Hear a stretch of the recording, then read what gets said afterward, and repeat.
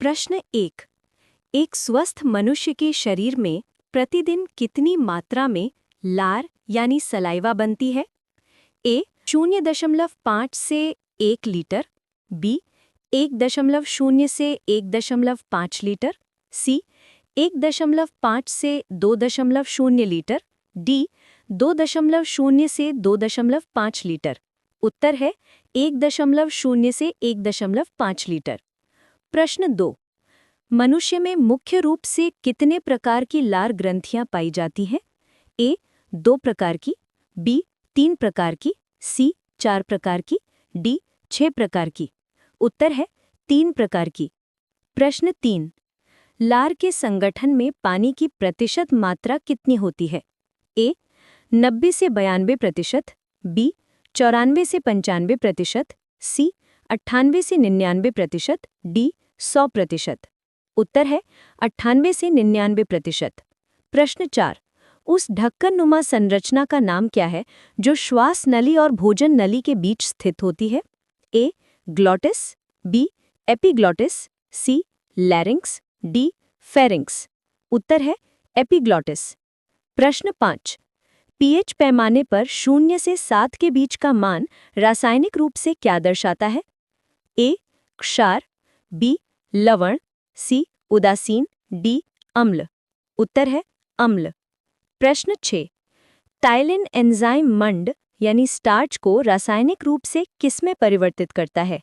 ए amino अम्ल में, B वसीय अम्ल में, सी ग्लूकोज या माल्टोज में, डी ग्लाइकोजन में। उत्तर है ग्लूकोज में। प्रश्न 7, मनुष्य के शरीर की सबसे बड़ी यानी बिगेस्ट लार ग्रंथि कौन सी है? ए सब मैंडिब्युलर ग्लैंड यानी अधोहनु, बी सबलिंगुअल ग्लैंड यानी अधोजिह्वा, सी पैरोटिड ग्लैंड यानी अधोकर्ण, डी थायरॉइड ग्लैंड। उत्तर है पैरोटिड ग्लैंड यानी अधोकर्ण लार ग्रंथि। प्रश्न 8, लार में उपस्थित लाइसोजाइम एंजाइम का मुख्य कार्य क्या है? ए भोजन को पचाना, बी मुख में जीवाणुओं को मारना, सी लार बनाना, डी दांतों को सफेद करना। उत्तर है मुख में जीवाणुओं को मारना यानी किल बैक्टीरिया। प्रश्न 9, ग्रास नली यानी ओएसोफेगस को सामान्य अंग्रेजी भाषा में और क्या कहते हैं? A windpipe, B food pipe, C voice box, D air tube. उत्तर है फूड पाइप। प्रश्न 10, पीएच पैमाने पर कौन सा अंक उदासीन यानी न्यूट्रल स्थिति को दर्शाता है? ए 0, बी 7, सी 8, डी 14। उत्तर है बी 7। प्रश्न 11, चबाए गए भोजन और लार के मिश्रण को क्या कहा जाता है? ए काइम यानी चाइम, बी काइल यानी चाइल, सी लुगदी यानी बोलस, डी मल यानी स्टूल। उत्तर है लुगदी यानी बोलस। प्रश्न 12, मनुष्य के शरीर की सबसे छोटी यानी स्मॉलेस्ट लार ग्रंथि का नाम क्या है? A parotid gland, B sublingual gland, C submandibular gland, D pituitary gland. उत्तर है सबलिंगुअल ग्लैंड यानी अधोजिह्वा। प्रश्न 13, ग्रास नली में भोजन को नीचे उतारने के लिए होने वाली तरंग गति को क्या कहते हैं? ए विसरण, बी परासरण, सी क्रमानुकंचन, डी संवहन। उत्तर है क्रमानुकंचन गति। प्रश्न 14, टाइलिन एंजाइम मंड यानी स्टार्च को रासायनिक रूप से किस में परिवर्तित करता है? ए अमीनो अम्ल में, बी वसीय अम्ल में, सी ग्लूकोज या माल्टोज में, डी ग्लाइकोजन में। उत्तर है ग्लूकोज में। प्रश्न 15, वयस्क मानव में ग्रास नली यानी ओएसोफेगस की औसत लंबाई कितनी होती है? ए 15 सेंटीमीटर, बी 20 सेंटीमीटर, सी 25 सेंटीमीटर, डी 30 सेंटीमीटर। उत्तर है 25 सेंटीमीटर। प्रश्न 16, लार के अतिरिक्त लाइसोजाइम और किन शारीरिक द्रवों में पाया जाता है? ए रक्त और लसिका में, बी आंसुओं मूत्र और पसीने में, सी पित्त रस और अग्नाशयी रस में, डी केवल अमाशय रस में। उत्तर बी आंसुओं मूत्र और पसीने में। प्रश्न 17, लार का पीएच मान कितना होता है? ए 6.4, बी 6.8, सी 7.2, डी 7.4। उत्तर बी 6.8। प्रश्न 18। जबड़े जॉ के जंक्शन के पास से निकलने वाली लार ग्रंथि का नाम क्या है? A submandibular gland, B sublingual gland, C parotid gland, D lacrimal gland.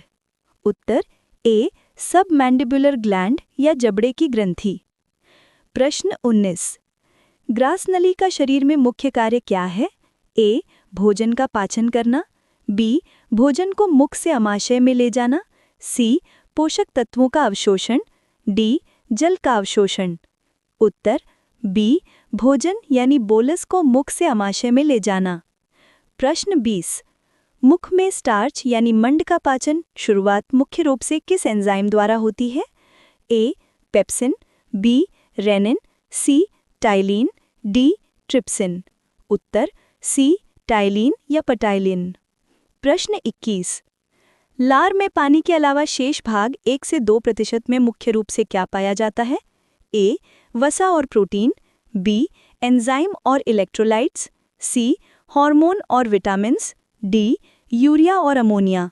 Uttar B enzyme और इलेक्ट्रोलाइट्स। प्रश्न 22। अधोकर्ण पैरोटिड ग्रंथि की स्थिति कान के किस तरफ होती है? ए कान के ऊपर, बी कान के सामने, सी कान के पीछे, डी कान के अंदर। उत्तर सी कान के पीछे। प्रश्न 23। एपिग्लोटिस का सबसे महत्वपूर्ण कार्य क्या है?